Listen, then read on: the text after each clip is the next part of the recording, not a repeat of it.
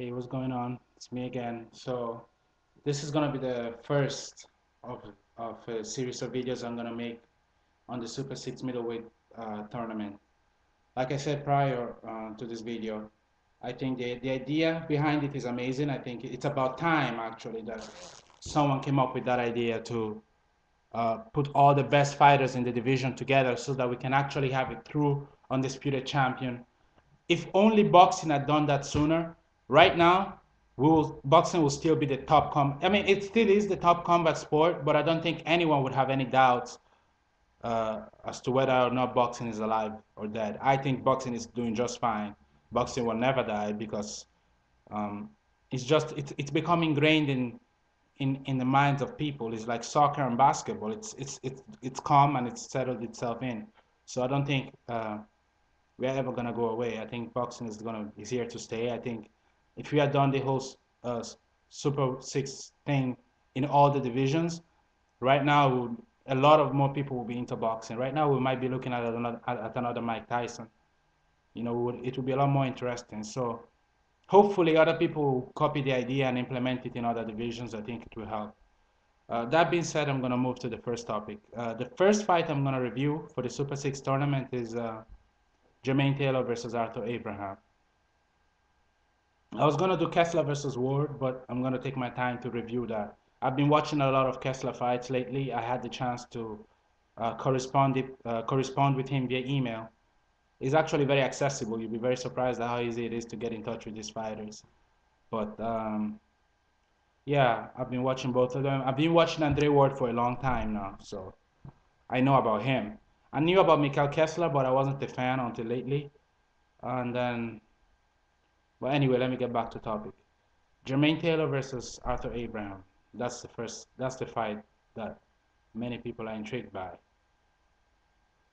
Well, Jermaine Taylor is my man. I, I like him. I always root for him. I want him to win, but somehow he always comes up short. He has the jab, he has the skills, he has the speed, he has the athleticism, he has the experience. He has gone against some of the best pound for pound fighters in the world.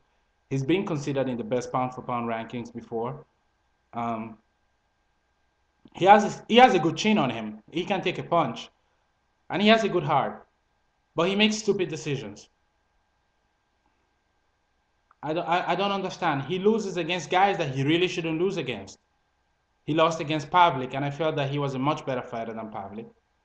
He should have been able to pull it off, but somehow he just didn't. He leaves himself open. He underestimates power shots. Sometimes he spends himself, he goes too fast and burns out his stamina pool, and then he ends up weak in the last round. And that has happened to him a lot lately. So I know that now he has stepped up his training camp. He's training to improve his stamina. He's training to improve his endurance. He's training to improve his defense, because he really, really wants to win it all. I mean, he's been trying to be the best of the best for a very long time. I mean, I know that he's hungry. He wants to be at the top of the pound for pound rankings. And he has gone against so many big names. He has beaten a lot of legends. He has lost against some other legends. And he feels that this is the only way he can validate his name among the greats.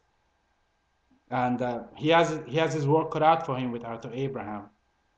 Arthur Abraham is a fighter that I've just recently started following, but I've had the time to go through some of his older fights. I've had the time to see how he improved.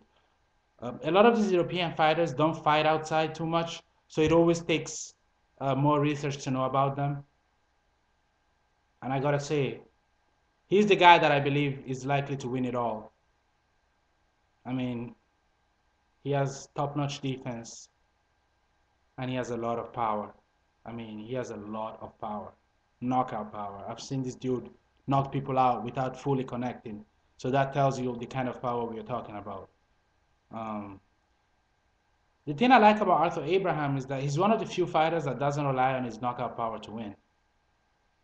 He's very orthodox. I mean, he has his guard up all the time. He doesn't move. He's not fancy. He keeps his guard up strong and firm. He moves backwards and forwards, depending on whether the shot is coming or whether he sees a hook.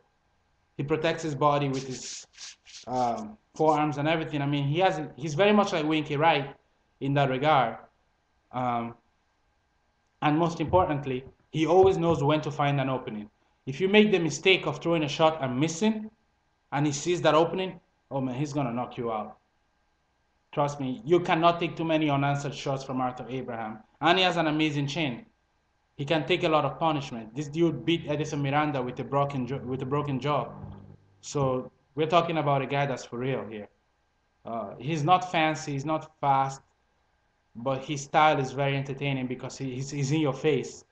And one of the things that he does, he knows how to close the distance. And even if he can't close the distance, he will wait you out with his guard because it's hard to hurt him. He doesn't have much lateral movement. He doesn't move his head up and down. He just really relies on old school, keep your guard up at all times. When you see an opening, go in there. He throws the jab, he throws the hooks. You know, he's no Mike Tyson or Joe Frazier type fighter. He's a pressure fighter, but he's not like flashy about it. He just goes in and does the job. But he does have the power to knock a bull out. He has amazing knockout power, and I've seen some of his knockouts, and I'm really impressed. So Jermaine Taylor has to be very careful because this guy, in my opinion, hits a lot harder than Carl Froch. And so if Jermaine Taylor doesn't take his time, he's gonna get hurt. Plus, Abraham he has good stamina. He can go the distance. He's a very well-rounded fighter, somewhat predictable, but hard to beat. So in my opinion, Jermaine Taylor is gonna have a hard time here. I see Jermaine dominating the fight at the beginning because Jermaine has the better jab and Jermaine throws the better combinations. Jermaine Taylor is also more athletic and faster than Arthur Abraham, so Arthur is going to have a hard time connecting at the beginning because Jermaine won't give him that chance. It's going to be a very entertaining fight for those that like boxing, for boxing purists.